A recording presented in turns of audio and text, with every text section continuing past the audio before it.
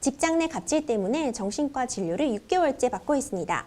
직원이 10명이 되지 않는 작은 회사라 별도로 관리를 해주는 분이나 부서가 있지 않습니다. 계속되는 따돌림과 괴롭힘 때문에 결국 제가 제 돈으로 정신과 진료를 받고 있는 상황인데요. 이번 달에 월급이 들어오지 않아 문의해보니 프리랜서 월급은 지급되지 않는다고 나갈 거면 나가라고 합니다. 왜 지급되지 않느냐 물었더니 회사 사정이 여의치 않은 데다가 정신과 진료를 받는 중이라 제대로 일을 하지 못해서 회사에서 오히려 손해를 입었다고 합니다. 따로 손해배상하라고 하지 않을 테니 조용히 퇴직하라고 합니다. 저는 프리랜서라 별도 계약을 하지 않았고 고용보험도 없어서 퇴직금이나 별도의 수당을 받을 수가 없습니다. 그동안의 정신과 진료 비용과 월급, 퇴직금 등을 제가 받을 수 있을까요? 따돌림 등은 증거가 많이 있진 않고 녹음한 음성 파일 일부 정도만 남아 있습니다. 굉장히 어려움을 겪으셨군요. 네.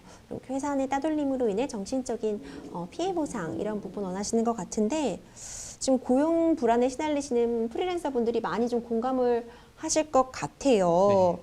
프리랜서에게 이렇게 퇴직을 권고하거나 퇴직을 종용하는 경우에 프리랜서라는 그런 지위만으로 무조건 수용을 해야 되는 그런 상황일까요? 아니, 이런 유형의 상담이 많은데요. 그 이름이 중요하지 않습니다. 그러니까 프리랜서는 채용 형식이 고용인지 소위 얘기하는 프리랜서 도급인지가 중요하기보다 그 실질에 있어서 근로자가 사업 또는 사업장에 임금을 목적으로 종속적인 관계에서 사용자에게 근로를 제공했는지에 따라 근로자냐 아니면 개별적인 고용관계가 아닌 도급관계에 해당하느냐가 정해지고요. 종속관계에 있는지 여부를 결정하는 기준은 첫 번째 업무 내용을 사용자가 정하고 취업규칙이나 인사규정 등에 적용을 받는지, 두 번째 업무 수행 과정에서 사용자가 상당한 지휘 감독을 하는지, 세 번째로는 사용자가 근무 시간이랑 근무 장소를 정하는지, 네 번째로는 보수의 성격이 그 근로 자체의 대가적인 성격인지를 기준으로 판단하게 되는데요.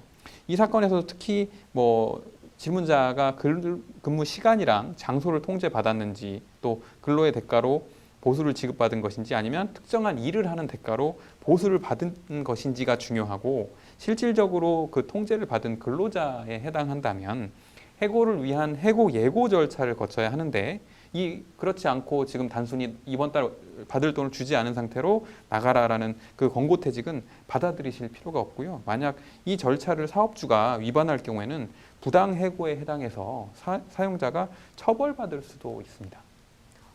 그렇군요. 또 이제 사연자님 사연을 보면 이제 직장 내 괴롭힘으로 인해 정신적으로 좀 피해를 많이 입으셨고 그래서 지금 진료를 받고 계시다고 하는데 네. 이 진료비 과연 어디 청구할 수 있는 것인지 이 부분 변호사님은 어떻게 보고 네. 계신가요? 그 직장 내 괴롭힘으로 인해서 정신과 치료까지 받게 됐다면 이거는 정신적 고통이 명확히 인정되는 것이기 때문에 손해배상은 당연히 구할 수 있고요. 민법에서는 손해 3분설이라고 해서 적극적 손해, 소극적 손해, 정신적 손해에 대해서 배상 책임을 인정하고 있는데 정신과 치료비는 정신적 손해면서 동시에 병원비로 지출된 손해이기 때문에 적극적 손해에도 해당하고요. 그래서 여기서 핵심적으로 중요한 건 가해자가 특정돼서 가해자한테 손해배상을 구할 수 있다면 그에 따른 정신과 진료비 상당의 손해도 청구할 수 있을 걸로 보입니다. 그렇군요. 그럼 이제 또 저쪽에서 사측에서는 정신과 진료를 받았다는 것을 오히려 역으로 사용해서 업무가 부진했다. 네. 이런 정신적인 피해가 있었기 때문에 너가 업무가 부진했다. 네. 이런 부분 주장하고 있는데 이런 회사의 주장 네. 좀 받아들여질 만할까요? 이 부분도 이제 아까 설명드린 그걸로 한 번 더 말씀을 드려야 될 것 같은데요. 실질적인 근로자인지 아니면 진정한 의미의 프리랜서에 해당하는지에 따라 조금 답이 달라지는데 첫 번째로는 실질적인 근로자가 정신과 진료를 받게 됐고 이로 인해서 부과된 업무를 제대로 수행하지 못했다고 하더라도 이에 대해서 회사한테 손해를 배상할 의무는 인정되지 않고요. 근로자가 고의로 사업에 막대한 지장을 초래하거나 재산상 손해를 끼쳤다면 근로기준법에 따라 해고 사유가 인정될 뿐이고요.